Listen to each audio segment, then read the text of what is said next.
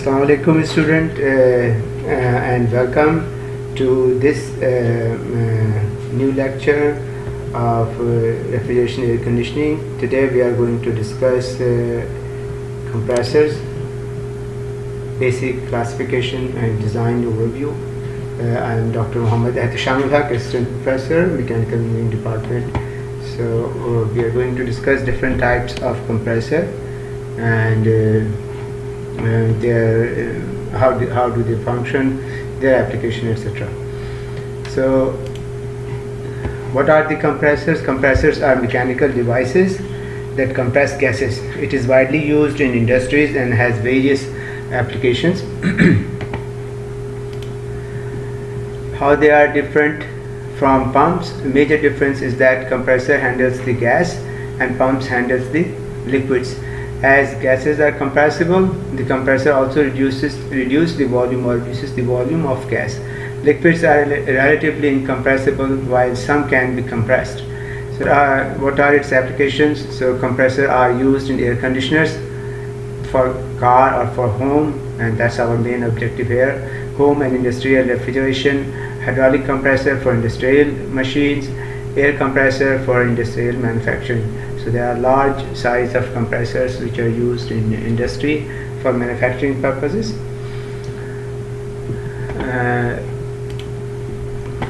Types of compressors. There are two basic types of compressors. They are based on their method of working. There's two basic types are positive displacement and dynamic type. In the positive displacement type, a given quantity of air or gas is trapped in a compression chamber and the volume it occupies is mechanically reduced, causing a corresponding rise in the pressure prior to discharge. At constant speed, the airflow remains essentially constant with variation in discharge pressure. So it will take pressure, it will take vapor or gas into a chamber and then compress it and then raise its pressure, reduce its volume, raise its pressure, and send it from the other end. So you can see that this is a batch type of operation. It is not a continuous operation. Instead, it is a batch type of operation. So in a positive displacement compressor, always it will be fluctuating flow. It will trap one amount of fluid, compress it, send it, then get a fresh amount, and then compress it and send it forward. And dynamic compressor, whereas it's a continuous process. Dynamic compressor impart velocity energy to continuously flowing air or gas by means of impellers rotating at very high speed. The velocity energy is changed into pressure energy both by the impellers and the discharge volutes or the diffuser.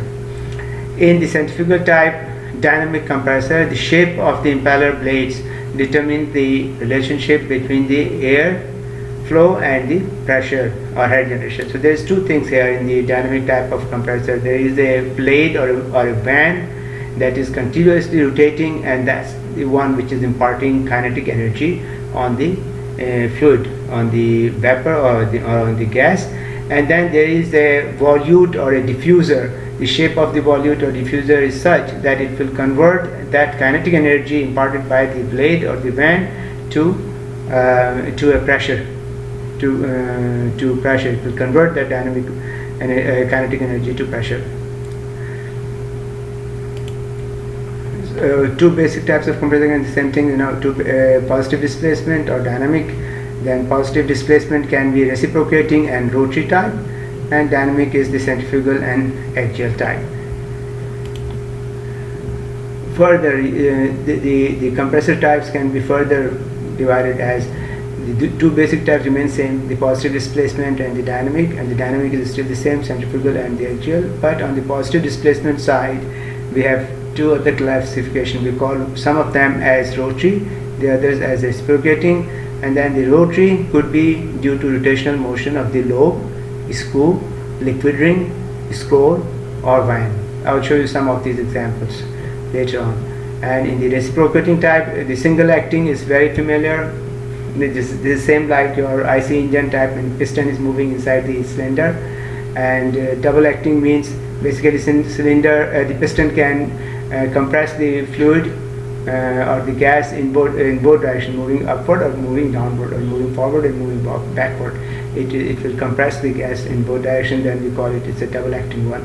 And diaphragm one is basically a diaphragm which is compressing the liquid. This one is basically used for a small amount of air or gas when it needs to move. So diaphragm for it's a smaller size. Normally it's a smaller size. Now the compressor type, the 5 most common types are reciprocating, uses a piston cylinder and valves. So intake valve and exhaust valve. Most common type of this is the most common type of compressor, the reciprocating type.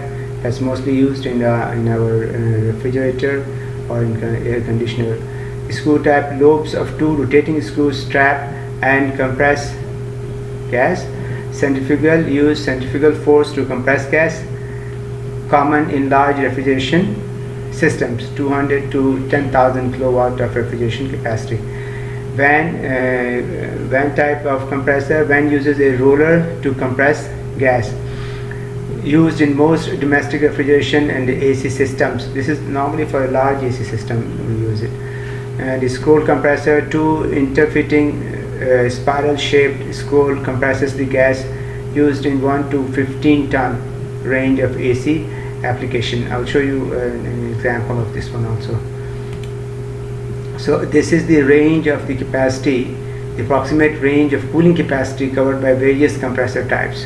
So if you know what is the refrigeration capacity you are requiring, then accordingly you can select your compressor, that whether it will be a rolling piston type or a scroll type or rotary vane type or reciprocating type or turbo type or screw type. So based on your required refrigeration capacity, you can select the compressor by this diagram. And this one, compressor pressure ranges. So this side is the vertical axis is the discharge pressure, and the horizontal axis is the inlet capacity. So if you can see, the highest pressure can be generated by the reciprocating type of compressor. Okay, this line here is showing you the reciprocating compressor. So the highest compression can be produced by the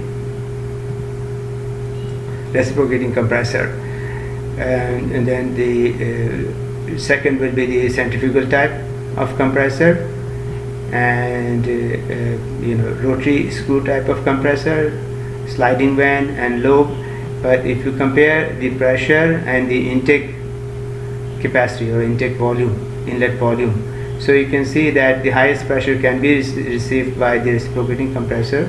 But if you need large volume, then you have to go, the largest volume will be offered by the axial type of compressor.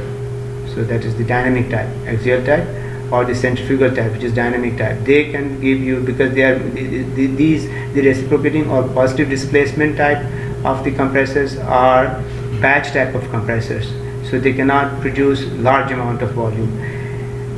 They can produce the highest pressure, but cannot produce large amount of fluid. Whereas the centrifugal or the axial, they are not as high in the compression pressure, but they can supply you a larger volume.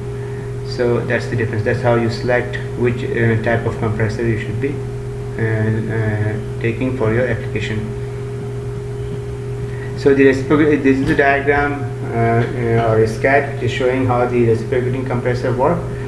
And I will try my best to show you a video also during this lecture, so you can understand how a reciprocating type compressor works. Basically it works the same way as a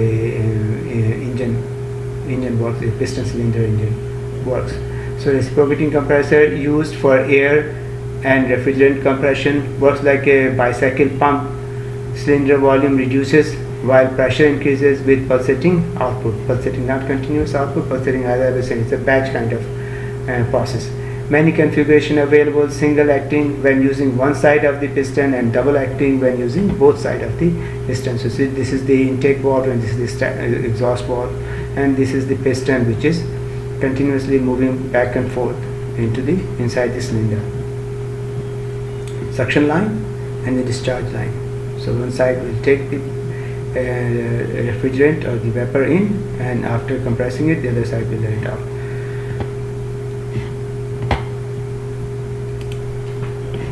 This is the same reciprocating compressor. Okay, if you remember, it looks like similar to piston cylinder arrangement in case of an engine. So it is a positive displacement compressor that uses piston driven by crankshaft to deliver gases at high pressure. So it has an intake valve here and exhaust valve here, an intake valve and exhaust valve. So when as the piston is moving down, then the intake is open and fresh amount of refrigerant vapor or the gas is entering into it. It reaches its bottom right center, and then when it starts moving, so the intake valve will close, and after it has compressed the gas, the exhaust valve will open. This exhaust valve will open after the gas has been compressed. The exhaust valve will open then. The intake gas enters the suction manifold, then flows into the compression cylinder. So intake valve will open and the gas will flow into the cylinder. It gets compressed by piston driven in a reciprocating motion by a crankshaft. So the crankshaft will push it up and compress it, discharge at higher pressure. So when the pressure is raised, the discharge port will open, exhaust valve will open, and it will take the compressed air or compressed refrigerant will leave from this side. So that's how a reciprocating compressor works. And this is another positive displacement compressor, rotary compressor, rotors instead of piston, continuous discharge. So in this one, the discharge is continuous. So it traps one small volume here and then rotates it, takes it to the end, and it's compressed, and then it goes out from there, entering from here, and as it is rotating, the the gas is being compressed, and then it will go out from the other end. It's 30 to 200 HP power. It could be lobe, screw compressor, rotary vent, slide vent. So we'll see the other ones as well. This is basically the screw type. Rotary compressors are positive displacement compressors. They are commonly used to replace piston compressor where large volumes of high pressure air are needed. So their volume is larger than the reciprocating type. The rotary type gives you a larger volume, but even then it will not be as large as the dynamic type, either for large industrial application or to operate high power air tools such as jackhammers and etc. Rotary screw compressors use two meshing helical screws known as rotors to compress the gas. Gas enters at the suction side and moves through the thread as the screw rotates. The meshing rotors force the gas through the compressor, and the gas exits at the end of the screws. So this is also an example of a screw type of compressor. So suction side from here, this gas is trapped here and it will be moving in this direction, and discharge, and on the other side when it is discharging, the volume has been greatly reduced. This is the figure which is showing the cutout, how these two screws looks like inside the compressor. The air passes through the intake opening into the rotors that are open on the suction side. As the screw rotates, the air intake opening closes, the volume in the chamber is reduced and the pressure is increased. Compression is completed, final pressure is reached, and discharge starts.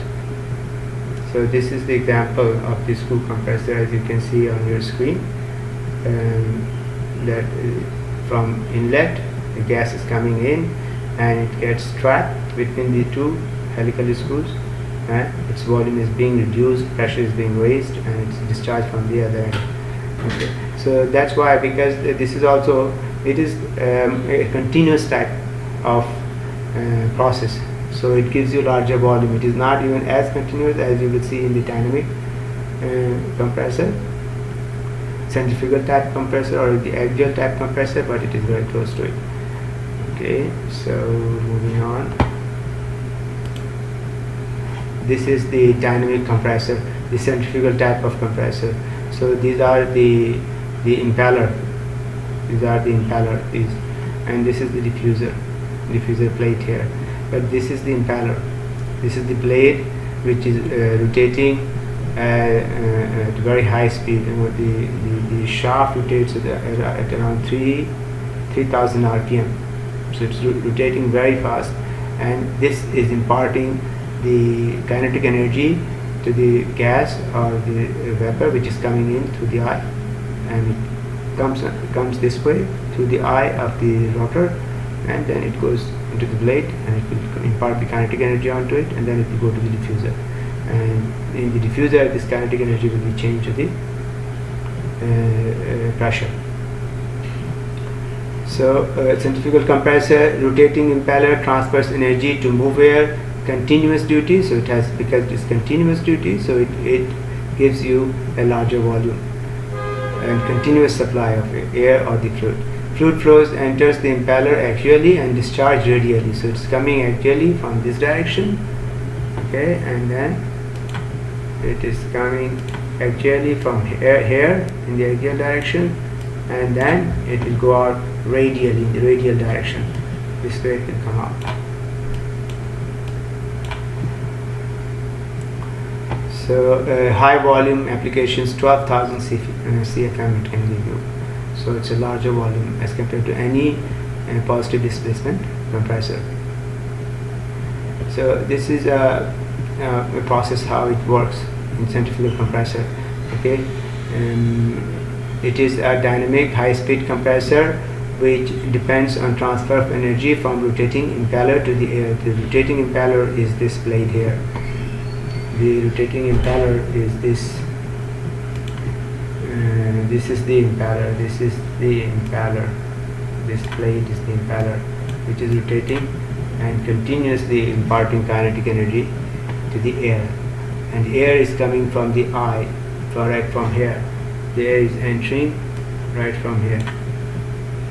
This is where the air is entering. This is where the air is coming in, and then the rotating blade will impart kinetic energy to it, and this is the diffuser.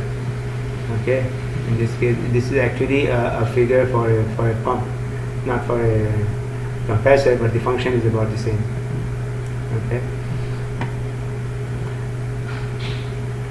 they achieve a pressure rise by adding kinetic energy velocity to a continuous flow of the fluid through the rotor or the impeller. This kinetic energy is then converted to increase in potential energy static pressure by slowing the flow through a diffuser. So this flow, as because it finds larger area, it is high velocity, kinetic energy is being imparted to the air or to the gas. So, and then all of a sudden it finds a larger area, so it slows down. When it slows down, its kinetic energy converts to the potential energy, which is the pressure. Okay, potential energy is static pressure. So static pressure will rise and it will be supplied. The gas or air will be supplied. These types of compressors are also designed for higher capacity because flow through the compressor is continuous. It is not as opposed to batch type process, which is the positive displacement. This one is a continuous process. Impeller transmit energy to energy, the volute, transmit energy which is converted to pressure.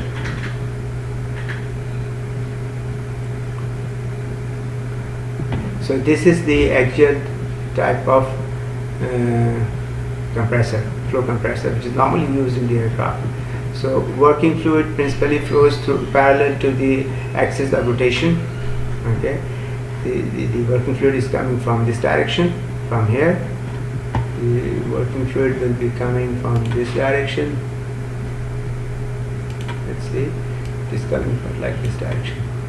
This is how the working fluid is getting in this direction, and it is being compressed. This is, these blades, they are compressing the air or the, and it will be discharged from the other end. Okay, so the working fluid principally flows parallel to the axis of rotation the energy level of the air or the gas flowing through it is increased by the action of the rotor blades, which exert a torque on the fluid, have the benefit of high efficiency and large mass flow rate, require several rows of airfoils to achieve large pressure rise, making them complex and expensive.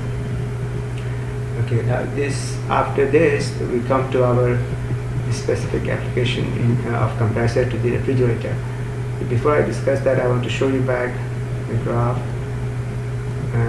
because we have seen that. Now this will make more sense to you, because this is the reciprocating type compressor. You see it has the largest pressure, but if you look at the volume, then the largest volume is given by either the centrifugal pump or the axial one. Axial one gives the most. So that's the axial one that you looked at. That's the axial one that you looked at. This is the one. Okay. So moving out the hermetic compressor or semi-hermetic compressor.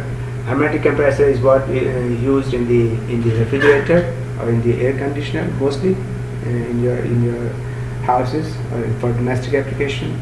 The hermetic or sealed compressor is one in which both compressor and the motor are confined in a single outer welded steel shell.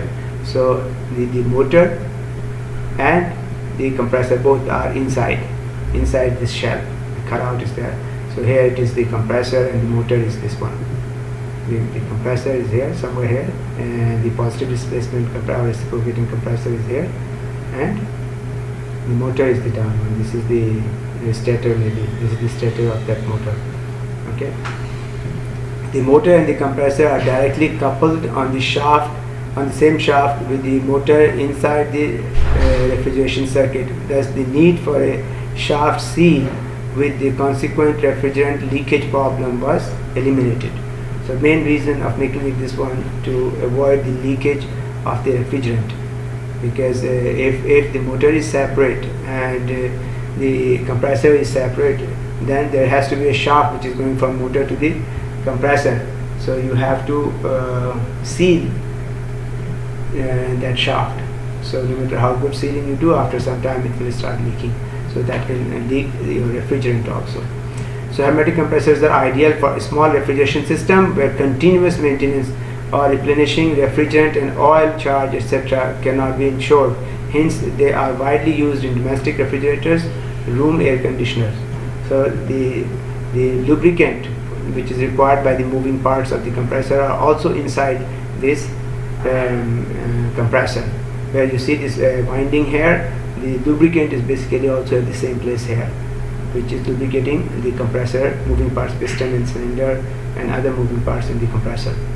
Mainly piston and cylinder, it is lubricating that, and at the same time it is providing some cooling to the motor also, which is dissipating heat. Okay. Semi-hermetic, since the complete system is kept in a welded steel shell, the hermetic compressor are not meant for servicing. A variation of the hermetic compressor is a semi-hermetic compressor in which the bolted construction offers limited serviceability. So this one you cannot service because this is all sealed. This is welded together. Two parts are welded together. The bottom part and the top part are welded together. So it cannot be serviced. Once your compressor is gone bad or your motor is gone bad, you have to throw away your entire compressor and put a new one in there. But to avoid that, we have semi-hermetic one where this upper portion is bolted down with the bottom portion, so that it can be repaired. It can be, some repair work can be done on it. So this is the top part and this is the bottom part. Okay. So in hermetic type, these two right now they are welded, but in case of hermetic, they can be bolted here. And after that, we have one which is called open type, where the motor is separate and the compressor is separate. So in this one you can service both of them, but then the leakage problem will be there. As the shaft is passing from here, you have to provide sealing here, and that sealing after some time can go wear out, and as a result some lubricant can come out and some refrigerant can come out. So those are the drawbacks. The rotating shaft of the compressor extends through a seal in the crankcase for an external drive, normally used in medium to large capacity refrigeration system for all refrigerants. Note: for system in which the ammonia is the refrigerant, only open type compressor are used.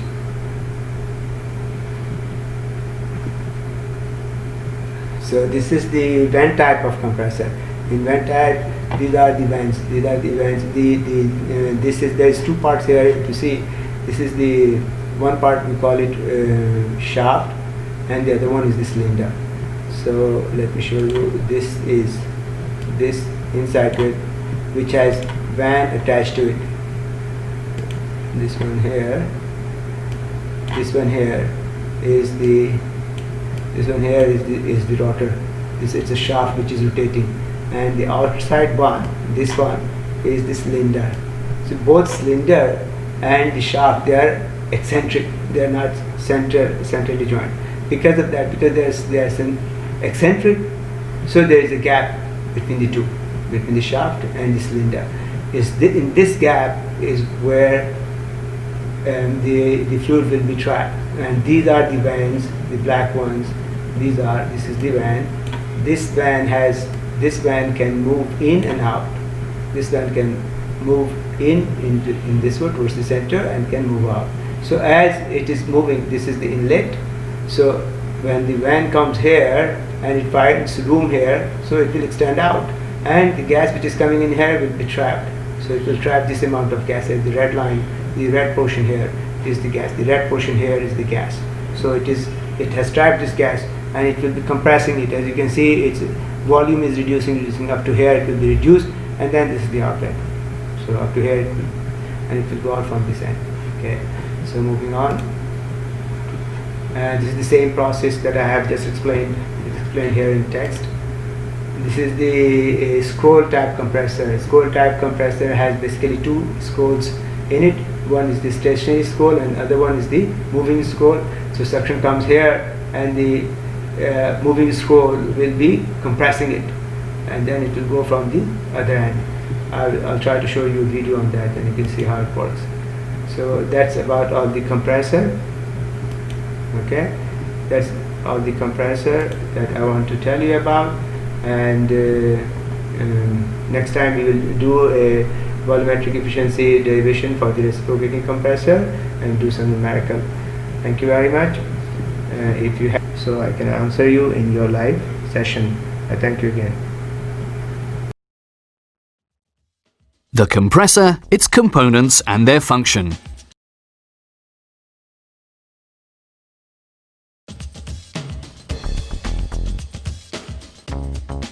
The label contains all important information for the customer as well as for the dispatch. It concerns data such as the type name, the refrigerant, the mains voltage and frequency, as well as information on how to connect the compressor.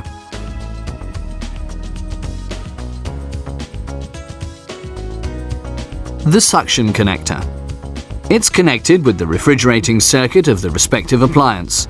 Coming from the evaporator, the refrigerant is sucked in through the suction connector. At this compressor, the process and the discharge connector are on the opposite side. The process connector. It's used for charging the appliance with the refrigerant. This takes place at the appliance's manufacturer when the compressor is already mounted in the appliance. The discharge connector.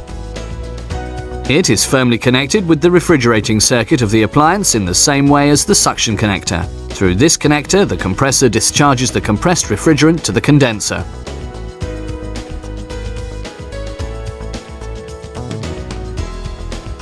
The electrical connection of the compressor is visible from the outside. Here, depending on the type, the appropriate starting equipment is installed and provided with a protective cover. The compressor shell. It consists of a punched steel sheet. The cover is welded together with the housing. This connection is hermetically sealed to prevent a leakage of the refrigerant. Inside of the housing, 4 spring holders are installed at the bottom to center the compressor unit in the housing. On the outside, 2 base plates are attached for the assembly of the compressor in the appliance. The motor and the starting equipment.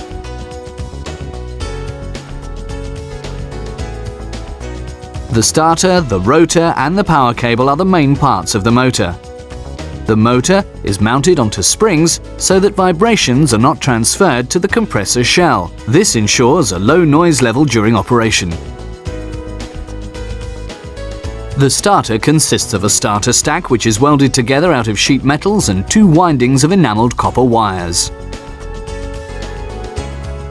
A start and a main winding. The windings are protected against the loosening of individual wires to avoid damage. The rotor is an iron core cast in aluminium. A suitable starting unit is installed depending on the compressor type and later application. Here a PTC starting unit is shown on the right and a starting relay on the left. The starting unit is mounted on the current lead-in of the compressor shell. It's the starting unit's task to supply the start winding with power for a short moment in order to enable the starting of the compressor. As soon as this has happened, the motor operates only through the main winding. The starting unit is connected with the current lead-in of the compressor shell. The power cable ensures a flexible connection to the motor.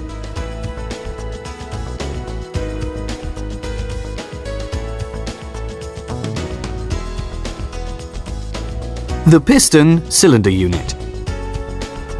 It consists of a block on which the discharge tube is mounted, a crankshaft at the bottom of which the oil pump is mounted for the lubrication of the pump unit, as well as a piston with a piston rod connected by a piston pin. This block has 2 discharge chambers. From these chambers, the compressed refrigerant passes through the discharge tube to the discharge connector of the compressor. The turns of the discharge tube increase the flexibility of the tube. They minimize the oscillations of the pump unit and prevent the tube from breaking during operation. The crankshaft is firmly connected to the rotor and transforms the rotational motion of the motor over the piston rod into strokes of the piston. These strokes make the piston in the cylinder move up and down, and thus the refrigerant is sucked in, compressed and discharged again.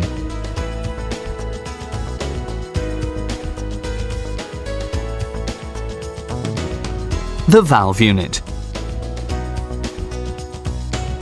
The valve unit essentially consists of a valve plate, a valve cover, a muffler, as well as 2 valve gaskets. The suction and the discharge valve are installed on the valve plate. Both valves are bleed valves made out of spring steel, and they open and close the openings of the valve plate during the suction and discharge process respectively. Thus, the compressed refrigerant moves into the discharge chambers of the block. The muffler forms a connection between the suction connector of the shell and the suction side of the pump unit, and it is its task to minimize the suction noise.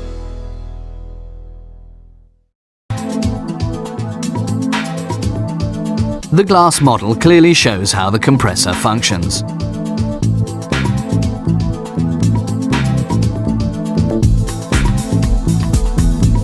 The compressor pumps the refrigerant through the refrigerating circuit with about 3,000 revolutions per minute. The compressor, the heart of the refrigerator.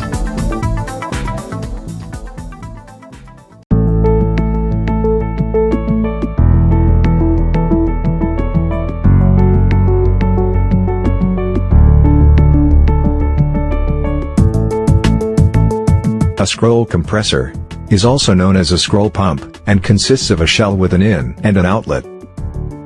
The lower part of the shell contains the lubricant, which is used, for example, to lubricate the plane bearings.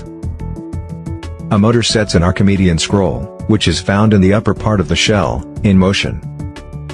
The scroll housing has an inlet, as well as a discharge port, and a fixed scroll.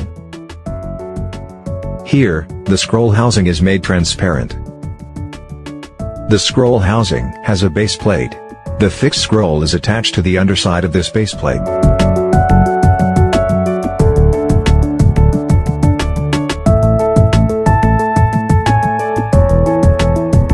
For For better visibility, only the moving scroll with its base plate and the fixed scroll are now being displayed.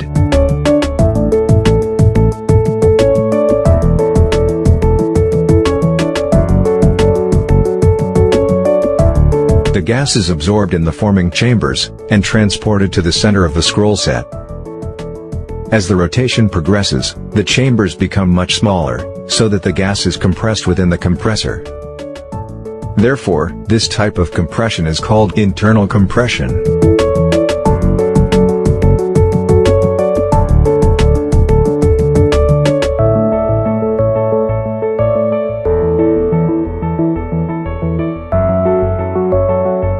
In the middle of the scroll housing, which is shown here in green, is a discharge port, through which the compressed gas can escape. Normally, there is also a check valve.